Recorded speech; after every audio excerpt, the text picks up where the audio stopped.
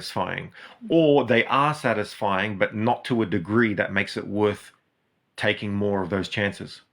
So, and then of course, in combination with meeting someone where you're old enough to be able to recognize that their imperfections are things that make them perfect, that's very hard. What do you mean? Well, for example, I know in my 30s, when I started having more relationships, that I kept realizing that they weren't right. I wish they were like this. I wish they were like that. When in fact, that was the wrong way of thinking. What the correct way of thinking was that each of us have our own issues that we don't recognize within ourselves. And so what we're seeing in the other person is a mirror image, not a mirror image, but we might see 10 faults in them and they might see 10 faults in us, but we don't see the 10 faults in ourselves and they don't see the 10 faults in themselves.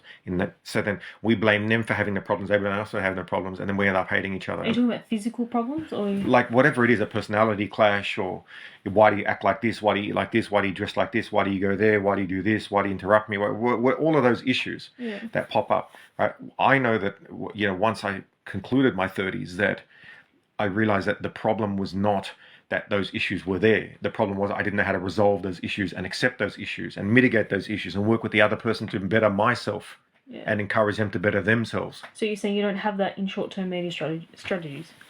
Well, short-term mating strategies, no, you don't go through that, because all you have to do is not go through that. And if there's a problem, you just walk away. And that's, I'm not saying that's inherently bad on its own at all, but what it doesn't allow is for you to focus and be forced to focus on your own issues and make yourself a better person, so that you're a better fit for the relationship in which you're in. And that stuff is very difficult to do. I can't speak for obviously for females, but I know that in my case that was required for me to recognize, okay, now I can be in a long-term relationship. Yeah, it was quite